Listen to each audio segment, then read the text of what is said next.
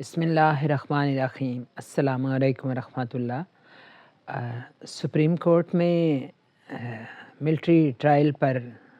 بحث چل رہی تھی کہ سیولین کا ملٹری ٹرائل کیسے ہو سکتا ہے۔ اس پر بحث کرتے ہوئے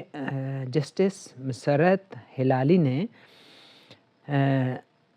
وکیل وزارت دفاع سے پوچھا کہ ملک میں مارشل لا لگتا ہے،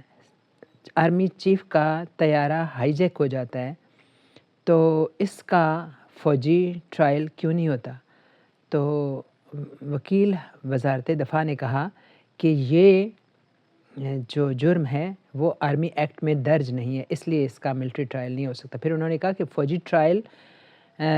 کیا اگر فوجی طیارہ ہائی جیک ہو تو کیا اس کا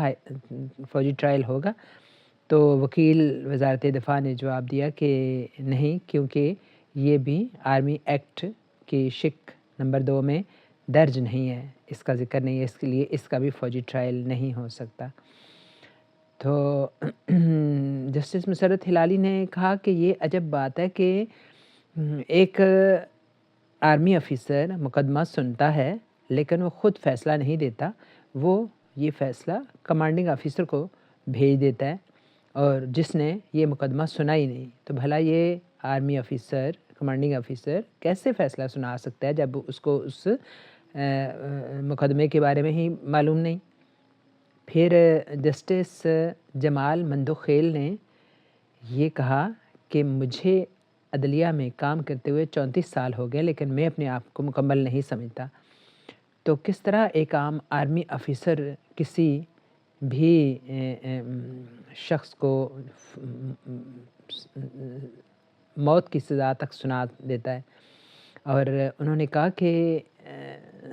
ہم اس بات کو بھی دیکھیں گے کہ کیا آرمی افسروں کو بھی بنیادی حقوق مل رہے ہیں کہ نہیں۔ یہ تھوڑے سے جملے میں نے سنے اور مجھے بڑی حوصلہ افزائی ہوئی اس سے کہ یعنی کم از کم ان یعنی معاملات پر بحث چل نکلی ہے۔ یعنی اس سے پہلے تو یہی ہو رہا تھا کہ 26ویں ترمیم ہو یا کوئی بھی بل پاس ہو رہے ہیں، اس میں زیادہ تر بڑے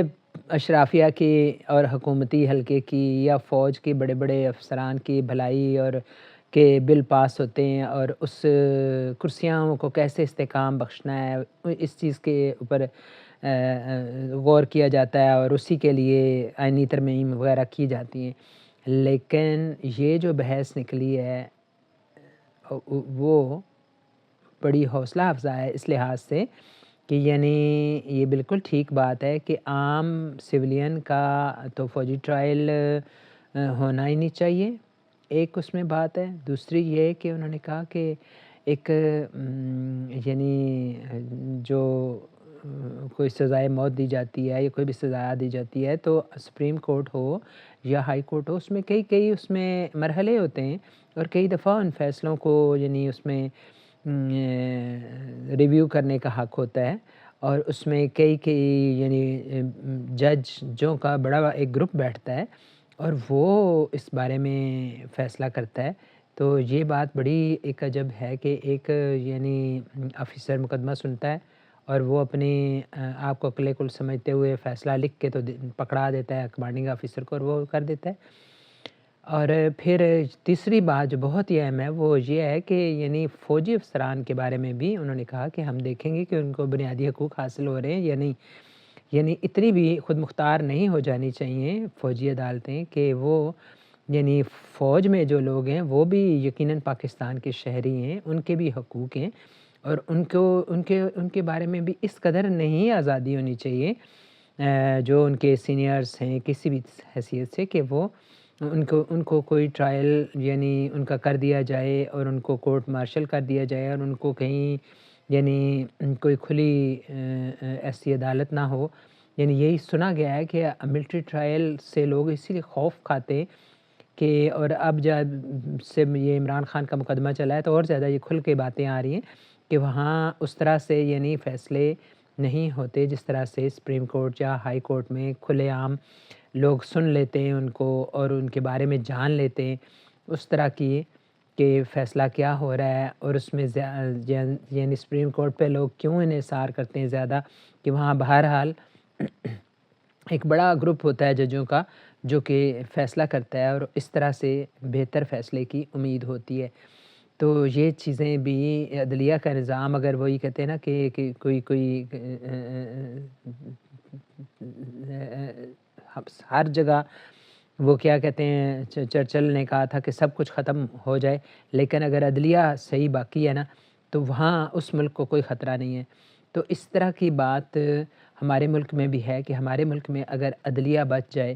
اگر انصاف کا سسٹم ٹھیک ہو جائے، تو پھر انشاءاللہ پاکستان میں کچھ بہتری کی امید ہو سکتی ہے۔ اور ایک اور بات بھی یاد رکھنی چاہیے کہ دنیا بھر میں، یعنی یہ جو یورپین کنٹریز ہیں اور امریکہ ہے، اس میں یہ پسند نہیں کیا جاتا کہ اس میں سزائے موت کسی کو دی جائیں۔ انہوں نے ان سزاؤں کو کافی، یعنی ایک انسانیت کے لیے مہلک قرار دیا ہے، اور اس کی اجازت نہیں دی تھی۔ اسی وجہ سے یورپین کنٹریز کے اور جو امریکہ ہے وہ بہت اعتراض کر رہا ہے پاکستان کے سسٹم پر۔ انہوں نے کہہ رہا ہے کہ وہ اس کو ریویو کریں، اور خدا کرے کسی طرح سے کچھ ہمارا نظام کچھ بہتر ہو جائے، جیسے عمران خان نے بھی کہا تھا کہ قانون کی حکمرانی ہو، جو ان کا مشن ہے وہ کسی طرح سے پورا ہو جائے۔